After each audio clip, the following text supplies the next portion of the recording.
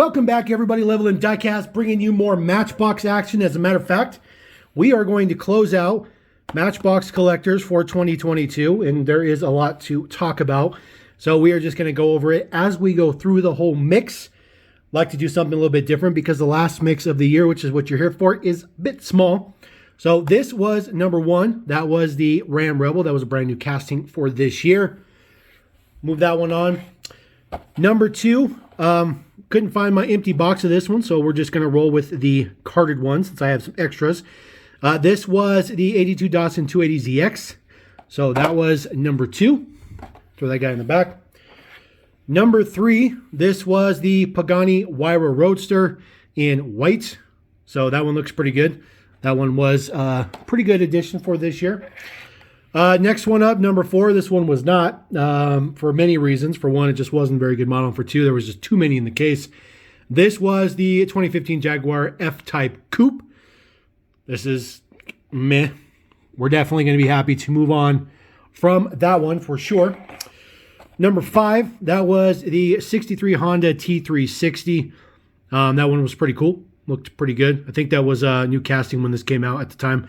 Or maybe it was the second version. One of the two. And then number six was the 35 Ford pickup in Moon Eyes. This one was a little bit difficult to find. So that was a little bit frustrating. So I'll put that guy in the back. Number seven, this one was ultra disappointing because it didn't have any front tampo, which is ridiculous for a premium, the Dodge Charger Police, but it was a licensed deco. Number eight in the mix, this was the 1995 Subaru SVX, pretty much like the Global series, I guess you want to call it, R8 from a few years ago. Kind of the same deco style. Number nine was the Chevy C10 long bed. So that one was a pretty good one. That was the first time we've seen that one outside of the collector's specific Mattel creations. And then number 10, that is a brand spanking new one for this mix. This is the 1990 Toyota MR2 W20 brand spanking new casting. And yes, just like the white first generation MR2, this will come in all four flavors. I do have one headlight up, one headlight down. Although I do not have all four versions quite yet. This mix is very difficult to find right now. So we're just going to go ahead and start. Get right into the first one. Crack this guy open. So this is headlight down. You'll see that this one is left-hand drive. It does have opening doors. So pop those doors open. They look pretty good. Again, left-hand drive. Very difficult to get some lighting in there. I do apologize. Looks pretty good. These are obviously Hot Wheels wheels. I don't think the wheels look too bad. I actually think the wheels look pretty good on this one. A little bit of T-top painted on there, but it's not an actual T-top. Of course, headlights down. Full front tampo looks very, very good. Swinging around to the back, rear tampo looks good as well. It says MR2 with Toyota on the plate. Very, very nice prints on this one. I do like the wheel choice. I think this wheel choice is great. I think it's very, very fitting. I wish they could have made it an opening hatch in the middle here for the engine. That would have been pretty cool. Flipping around to the base deets. There you go. Matchbox 1335. So getting up there in the man numbers for sure. So pretty basic, base, I guess you could say. There's not really a whole lot of details on the base, but it's a very good casting. I think this casting is very good. So that was headlights down, left-hand drive. So now we're going to crack this guy open, which is headlights up. Get our cardboard out of here. Get our plastic out of here. We'll show the box here in just a second. So there is the headlights up version. That looks pretty good. Of course, they are part of the window, so they are just completely clear. They do pop up quite a bit, or they do step up quite a bit, especially compared to the first generation.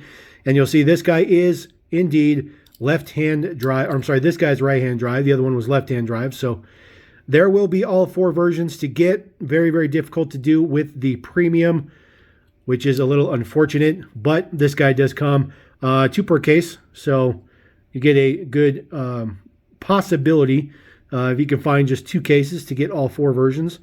So same between the two.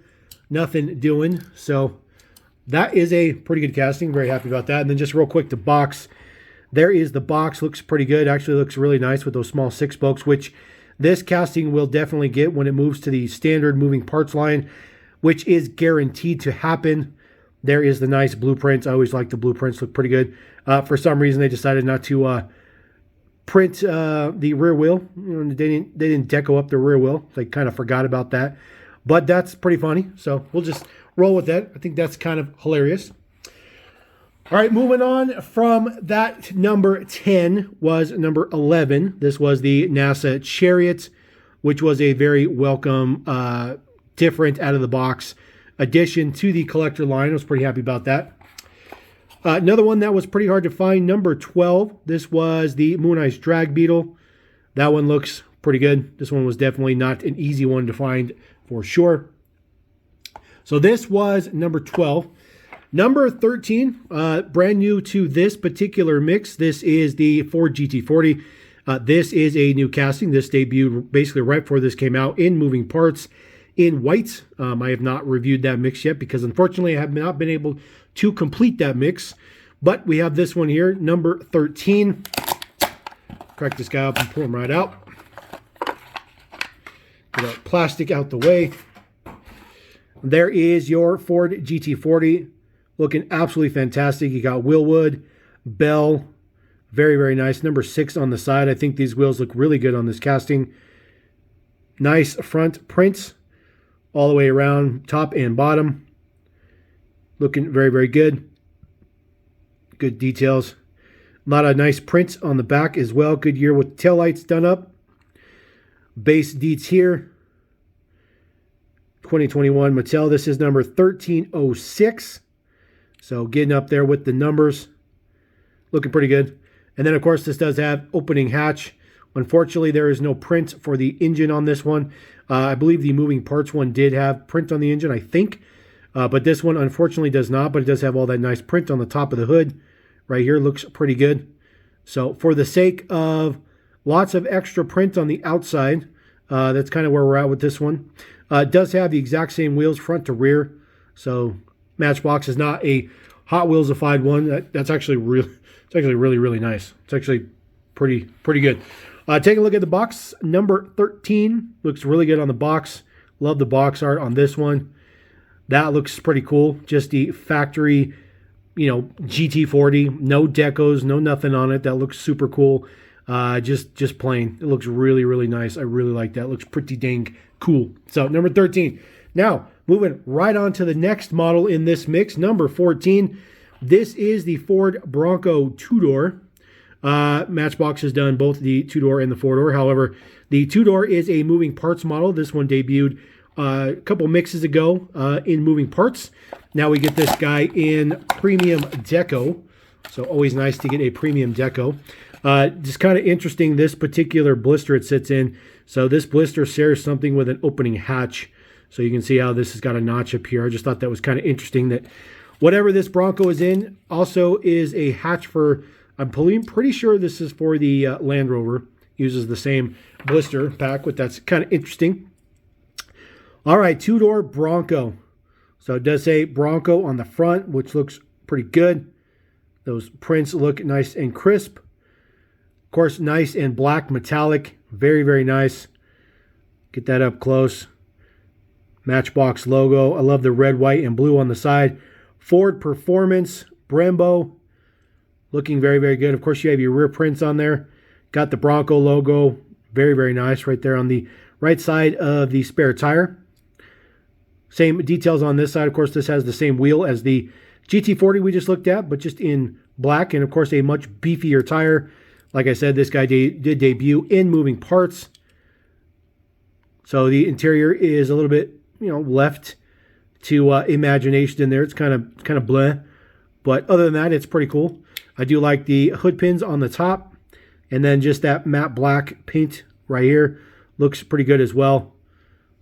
Just a really good model. It's actually matte painted on the top of the model too. So there you go. Looks pretty good. Base deets. R37 is the base codes we're looking at. So there we go. Take a look at the box real quick. Number 14. Very, very interesting. I like the wheels on this. I wish they would have used I mean, these wheels are the ones they use, but they just look better in the blueprint than on the actual model itself. So very, very interesting. So number 14. Now, this brings us to our first conundrum. Number 15 is absent. There's no 15. Now, here's the deal. On these models, you'll see, since this is the second year of these, we had 20 models in 2021. We've had 20 models in 2022. However, in 2023, that is moved to 2020 or 22 models. Now, what I think happened is that 2 models, one of them being number 15, was pushed to next year. So 2022 will not complete, unfortunately. So if you're a card collector or anything like that, unfortunately for you, you're probably not going to complete it because those 2 models, at least to my knowledge, has moved to 2023. But number 16 brings us to our last particular model of this mix, which is the Lamborghini Diablo. As far as I know, this is a brand spanking new casting. This is not a retool or a rehash from the Tyco era Diablo. Actually, the Universal era. It carried into the Tyco era. So number 16. So we'll go ahead and crack this guy open. Now, I originally thought that this guy also had headlight up and headlight down versions. However, I have yet to see one with headlights down, so I don't think they exist.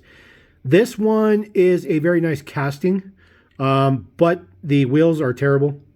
They are absolutely terrible. There is your rear prints on there, which look very, very good. Very, very fine details. It does say Diablo in there, but it's just so small in there, and there's just too much light that reflects off the black to really see it. Like I said, these wheels are absolutely terrible. The front looks pretty good, though. The headlights popped up just a little bit. Nice front print on there as well. Got your Lamborghini logo. This guy does have an interior, so it's very difficult to see in there, but he does have an interior, so don't you worry about that. Take a look at the base deets. There you go. This is, in fact, a brand spanking new casting. Matchbox 1338 is your man number. So that looks pretty good. And yes, this guy is an opening parts feature. And look at the detail on that. Absolutely fantastic. That print in there looks very, very good. It's not very three-dimensional. It's relatively flat in there. But it looks really, really good. Very, very happy to see that. And of course, just like most of the Diablos, the hood doesn't really stay up no matter what. It's pretty loose. But it is metal.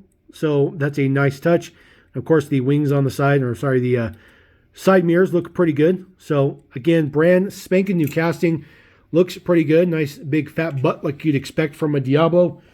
And then as we roll through, number 17. This is the 62 Plymouth Savoy. This one was pretty cool because it had mismatched wheels because I thought that was kind of nice. Just like a dragster, it even carried over to the blueprints, which is a pretty nice touch. So put that guy down there.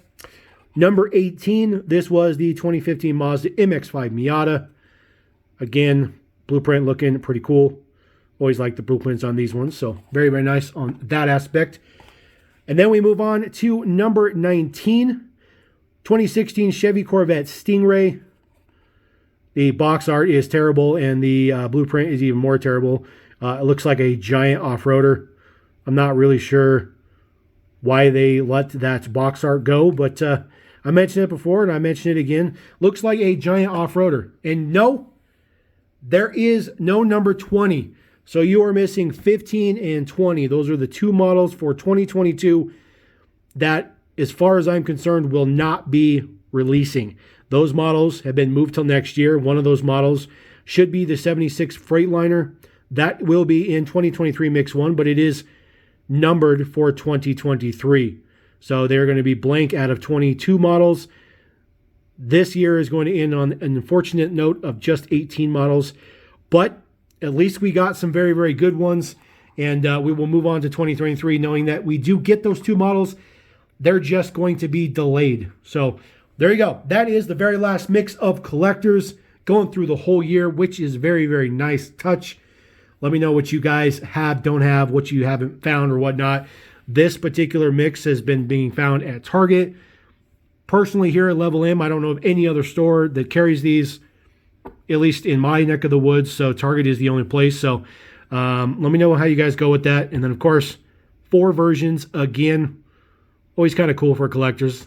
Kind of frustrating, but I like it. I like it. So we're going to roll out. Appreciate you guys. Thank you very much. Level and Diecast. Peace.